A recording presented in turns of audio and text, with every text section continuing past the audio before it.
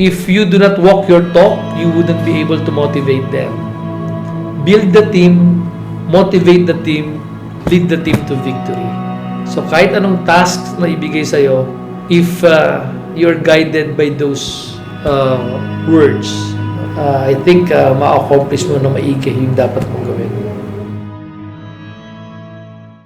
Today, you will witness the life of an exemplary leader with a gift of foresight who holds on to his family and ideals. Back up with his broad experiences and years of selfless service in the military. He is a dreamer born to a military father and religious mother, Ernesto Sr. and Felisa Torres, in Sampaloc, Metro Manila on 26 January 1967, and grew with his 4 all-boy siblings, filled with joyous childhood memories and values imprinted in his heart. He became a man of character, honor, and moral integrity. As a student, he excelled outstandingly well, both in his academic and extracurricular activities. He was a consistent honor student, a writer, and a varsity player from elementary until college. In 1985, he was chosen to be one among thousands of applicants for the prestigious Philippine Military Academy, Magkatao class of 1989, where he proudly finished his bachelor's degree as Staff 4 in a class of 113.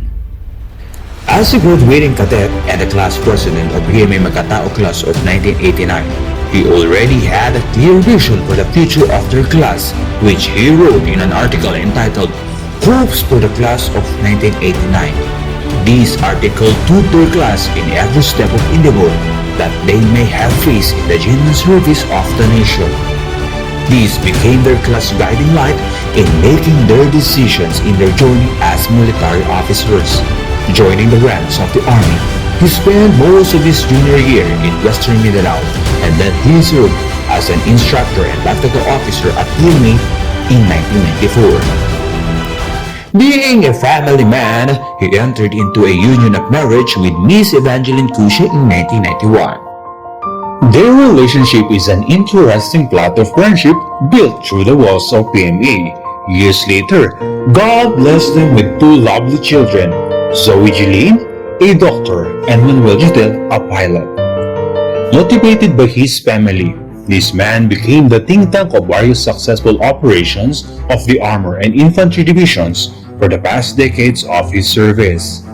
Furthermore, his brilliance brought him to the United States of America. As he took his international schooling, his top study entitled The Success Story of Philippine Counterinsurgency, a study of Bohol, is now being sold and used as a reference worldwide. His astonishing performances in the different facets of the military were recognized by the higher headquarters, thus entrusting his valuable leadership to occupy sensitive positions in the Philippine Army and the Armed Forces, such as Army Spokesperson and Public Affairs Officer, Commander of the 10th Altered Infantry Raptor Brigade in Davao, Commander of the Civil Relations Service, Commander of the 10th Infantry Aguila Division, and now as the Commander of the North Luzon Command Armed Forces of the Philippines. A recipient of numerous awards and decorations, he was conferred as a PMA Cavalier Awardee in Command and Administration in 2021, the most prestigious award that can be conferred to a PMA alumnus. No trail is ever too difficult for our honoree. With the right goal in mind and determination to reach the top, he took the challenge of hiking the 2 highest peaks in the Philippines, the Mount Apo in Davao Region and Mount Pulag in North Luzon. This manifests his personality and character of excellence, whatever it takes, wherever he is. All the successes he made in his military career are products of his determination, anchored on his principles and ideals from the article he wrote more than 3 decades ago. Through ups and downs, our honoree mastered a steady balance as a patriot, a peace advocate, a leader with a genuine heart to his people, and a loving man to his life's greatest treasure, his family, whose love and unending support made him strive for the greater service of the Filipino people.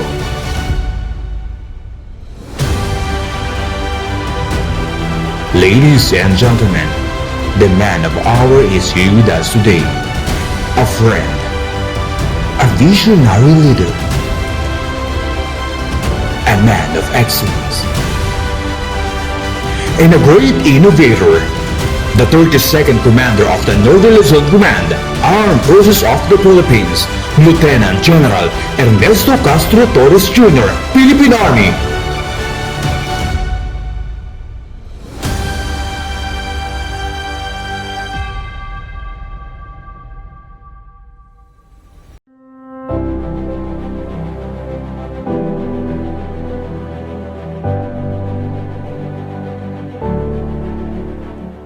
Lieutenant General Ernesto C. Torres Jr. is the 32nd Commander of the Northern Luzon Command Armed Forces of the Philippines. His unwavering goals to protect the nation and its people pierces through his undertakings as a leader known for his strategic leadership, style, and dedication to his service. Lieutenant General Torres was born on 26 January 1967 in Quezon City.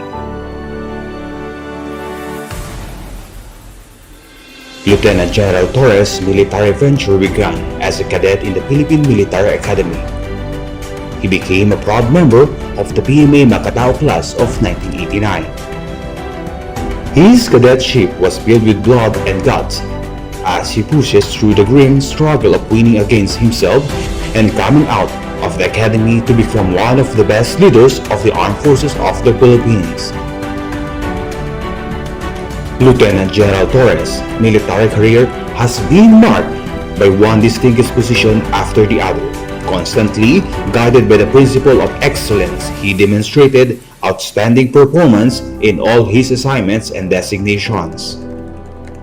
Lieutenant General Torres made a name for himself as an accomplished leader and role model for his colleagues. His utmost dedication to the service earned him numerous recognitions both from the military and civilian sectors. As Nolcom Commander, Lieutenant General Torres was able to accomplish prominent and remarkable feats.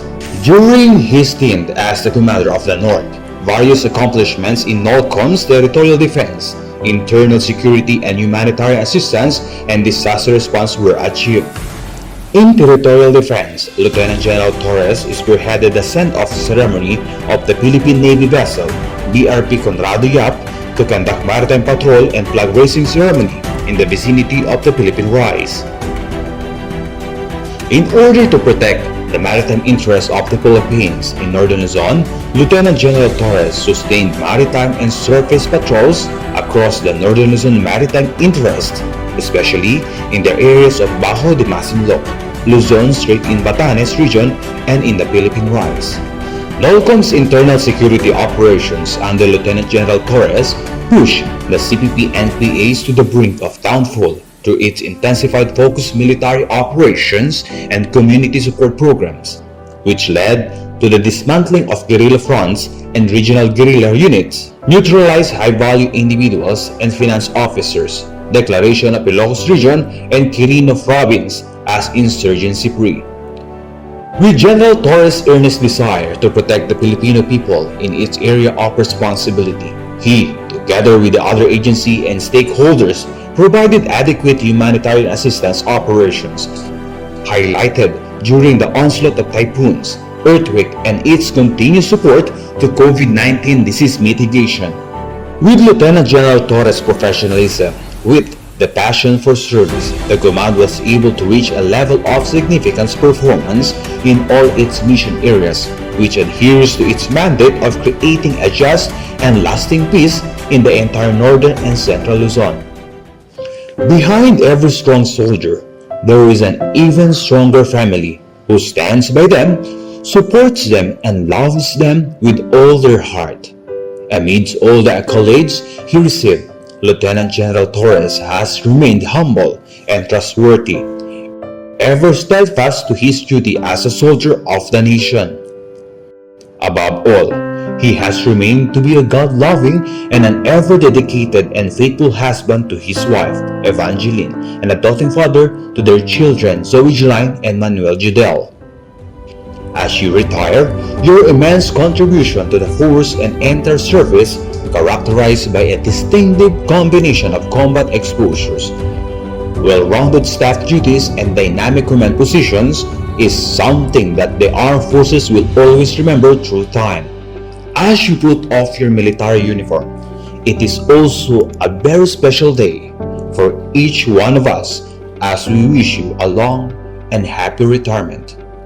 The whole team Nolcom is truly grateful for leading us with humility, excellence, outstanding commandership that led us to have focused operations, significant innovations, and an accomplished mission.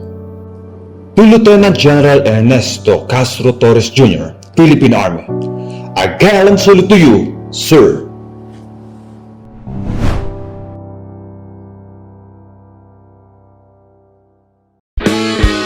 Sa tatahang lakas sa ilaga, sa alapaap sa dagat sa lupa, sa tatahang lakas sa ilaga para sa bayan.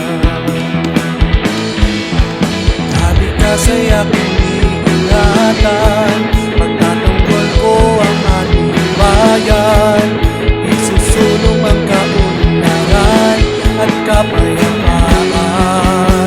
Ito'y niyamyanan